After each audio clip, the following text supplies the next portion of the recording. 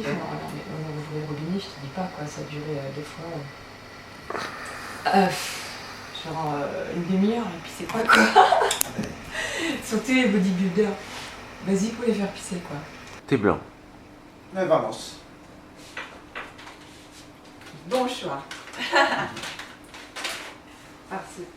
Parce que le thé blanc est la première pousse de l'arbre de... C'est ça?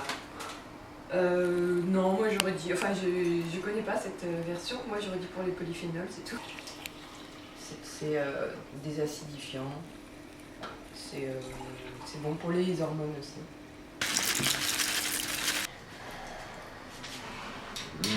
Alors qu'est-ce que tu danses comme style de musique?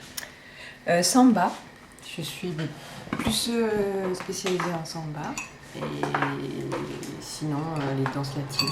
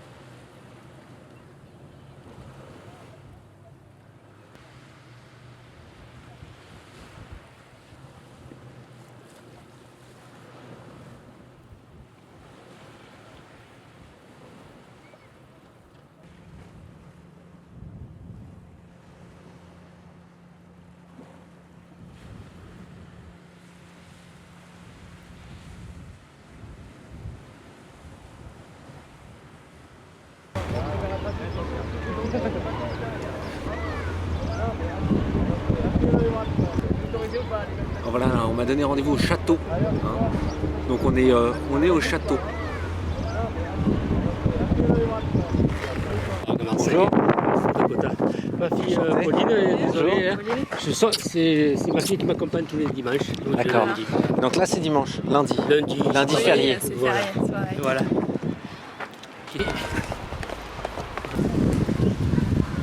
On est en train de chercher un spot pour pouvoir faire l'interview et il y a du vent ou alors il y a de l'eau qui coule, des fontaines, des choses comme ça. Ça risque d'être un peu compliqué pour le son. L'odeur, ça passe pas. Que la jeune fille là, qui est en formation vétérinaire en Belgique, elle est vraiment végane. Donc ça fait que moi on s'est engouffré là-dedans et c'est vrai que voilà, on est arrivé.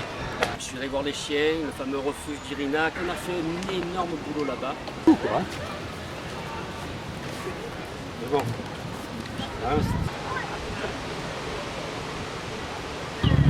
Ça nous amène nous. Après, vous allez choisir. Hein. En fait, juste, tu vas dire, il existe des marques qui le font pas.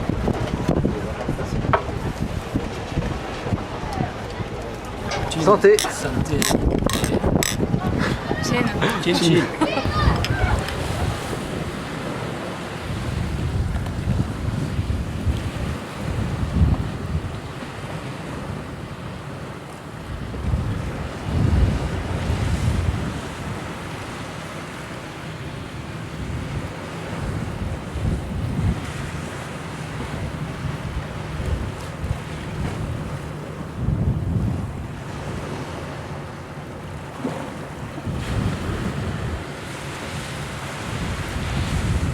C'est la plus pratique des voitures pour y mettre des cages et pour y mettre ce qu'on veut dedans, voilà, donc c'est vraiment immense. Et c'est Renault qui commercialise ça, mais ils ne veulent pas le commercialiser parce que c'est pas assez cher, quoi. Donc voilà. Moi je leur ai dit que je la voulais, je l'ai attendu 6 mois, elle est arrivée. Cool,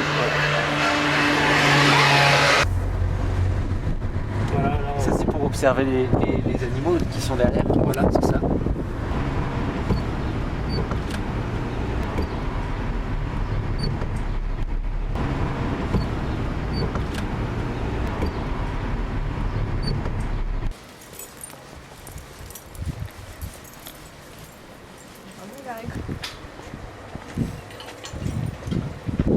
C'est ici, tu vois.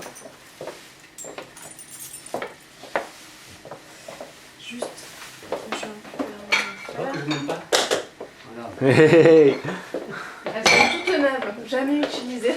Pas vrai. Daniel vient de m'expliquer que là-bas, dans son appartement en Roumanie, du coup, qu'il me prête pendant le voyage, quoi. Donc en gros, il a un appartement là-bas qu'il va me prêter. Dedans, il a un boîtier Canon, comme ceux que j'utilise, avec un téléobjectif, et en gros, qui met à ma disposition là-bas. Ça veut dire que ça va me permettre de pouvoir faire les champs contre champs, et de pouvoir faire des images de loin si jamais il y a besoin, parce que d'habitude, je travaille beaucoup avec la proximité, avec des courtes focales. Et là, peut-être, il y a des chiens qu'on va pas pouvoir approcher et tout. Ouais, très bien. C'est bon. Santé. Va chez ça. Bon, le reste là, tu n'auras pas le pastis ce soir. Tu n'auras pas la croquette au pastis. Le pastis, je le bois que si je suis accompagné. Tout seul, je ne bois pas de pastis. C'est ce qu'on dit toujours. Si tu continues, tu as vu le portail, tu vas passer de l'autre côté.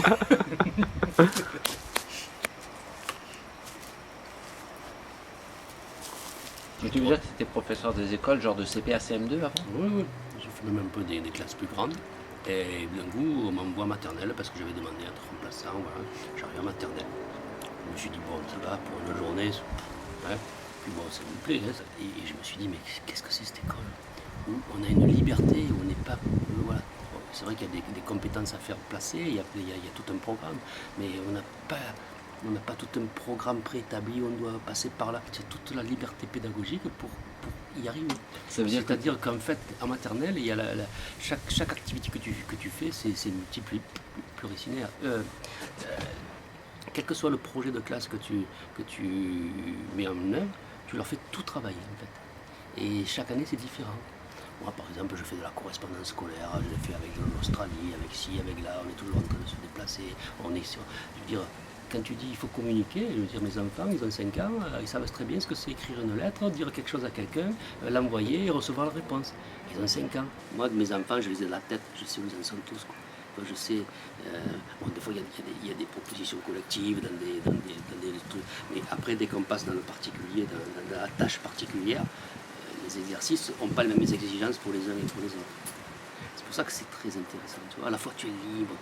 En fait, en maternelle, finalement, tu laisses vachement plus de liberté. Enfin, la pédagogie, ça, d'après ce que je comprends, ce que tu me dis, la pédagogie s'adapte beaucoup plus en fait aux compétences individuelles de chaque individu. C'est-à-dire, c'est la pédagogie qui vient s'adapter aux individus plutôt que l'individu qui doit s'adapter à la pédagogie. Tout à fait.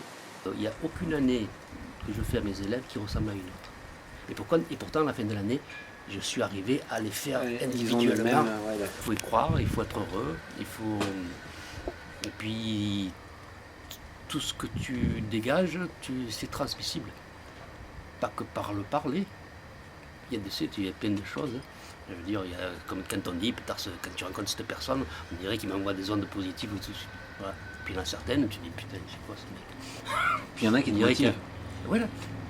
Bon, eh ben, écoute, à partir du moment où je pense qu'il y a une histoire de passion, il y a une histoire de caractère, il y a une histoire d'envie de partage, il y a une histoire de gros cœur, parce qu'on n'a pas un cœur pour les animaux, pour les gens, pour les tu as un cœur pour tout.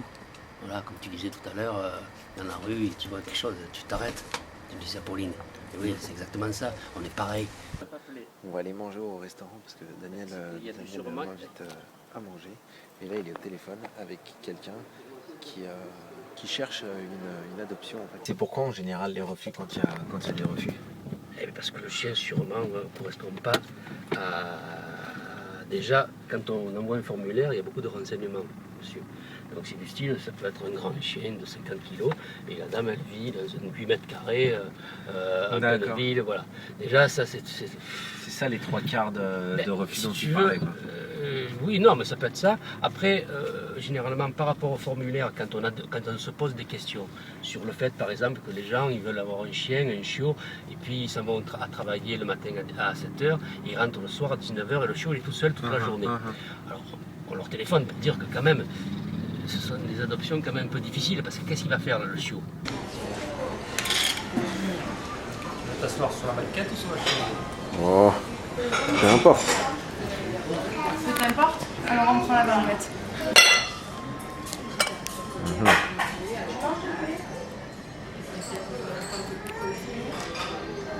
Maroc. Ah, ta nouvelle vie.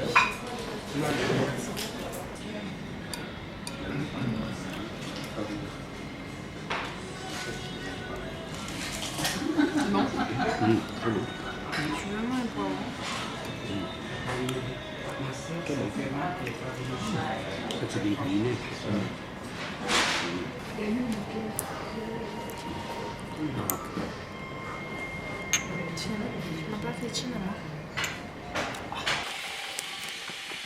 Ouais, ça sent un peu particulier. Hein. Tu en veux? Je te fais réchauffer un peu. Non, j'ai arrêté, tu sais. Ça ne le mange pas. La pauvre, il devient un peu difficile. Oui, la magie. Bon, et tu vois, c'est chat, c'est... Bon. Si je l'avais pas, tu sais, je suis mal.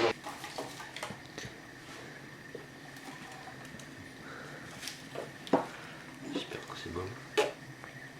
On verra bien de toute façon. Au pire, c'est des plantes et de l'eau. Ça sent les herbes.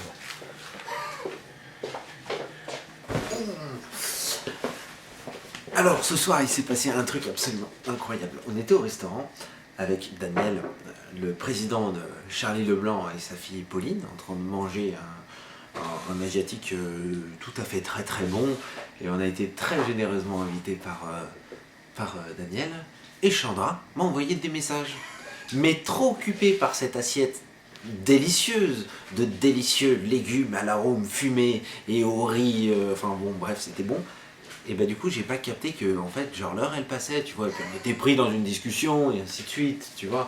Et en fait, elle s'est couchée et elle a éteint son portable et elle m'a dit, bah t'as qu'à aller dormir chez Daniel.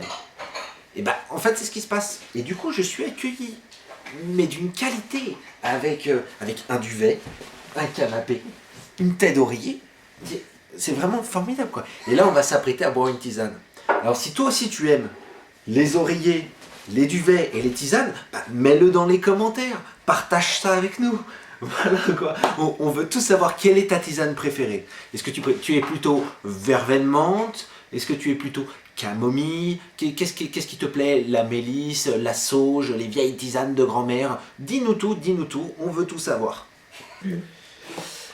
Oh, c'est l'arôme naturel de mandarine. Ça a l'air bon, ça. On va faire un gros dodo. Hein. Voilà. Et du coup, c'est ta tisane préférée? Ou genre elle est dans ton placard depuis 8 ans et tu t'en es jamais servi? Non, je l'ai acheté l'autre jour parce que j'en avais envie, mais je n'ai pas encore testé. Je crois que c'est que des copains qui sont venus. Voilà. Il y a quand même du tilleul. Rassure-toi, toi qui aimes le tilleul. Voilà. Il y a de la marjolaine aussi. Voilà. Et puis il y a des feuilles d'oranger. Pas mal, hein? Voilà. Quand tu avais 20 ans, tu voulais te faire tatouer. Voilà. Et comme tu n'as pas pu le faire à l'époque, Voilà. Et que maintenant c'est le bon moment. tu sens que c'est le bon moment, quoi. Du coup, tu nous as fait un chat-chien. Voilà, dans le style tribal. Et c'est vraiment un chat et un chien? Attends, qu'est-ce que je vois là? Tu veux que je te réponde vraiment ce que j'ai envie de te répondre? Ouais, vraiment. Moi je te merde. Non, mais c'est pas une blague, c'est vraiment ça dans la... C'est dans ma tête. C'est ce que toi tu y vois. Oui, c'est dans Mais ma tête. l'essentiel d'un tatouage, c'est que c'est pour toi que tu le fais de toute Oui, façon. mais donc c'est ce que j'y vois. Canaliser un enfant hyperactif, par exemple. Eh bien, j'ai donne des choses à faire. Tout simplement, en fait. Un hyperactif, il faut lui donner des choses à faire. Si tu lui dis reste là et bouge pas, putain, il va te faire chier toute la journée, quoi. Moi, les enfants hyperactifs, je leur donne des rôles hyperactifs dans la classe. Et alors, ça va être quoi, par exemple? Des rôles de rangement, des rôles, tu sais, j'ai pas le temps de faire ça, tu peux faire ça à ma place, il va te prendre dessus, et il se regarde, le petit. Parce que du coup, il y a une responsabilité en plus. Eh oui. En plus, Et ça t'aide à la responsabiliser et... Oui, oui. Mais... Et est-ce que du coup, genre sur ce genre de truc, il est plus attentif quand il a besoin d'être concentré parce que tu lui as donné une importance ou parce que... Eh ben, disons que je lui ai donné la possibilité déjà d'être dans l'action. Après, effectivement, je ne peux pas toute la journée lui faire ça.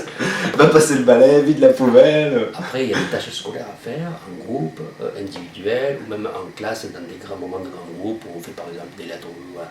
À ce moment-là, ben, ces emplois, je ne dis pas que c'est gagné, mais si tu veux, sur une année, tu arrives vraiment à les intéresser, et en fait, son hyperactivité, je ne dis pas que tu...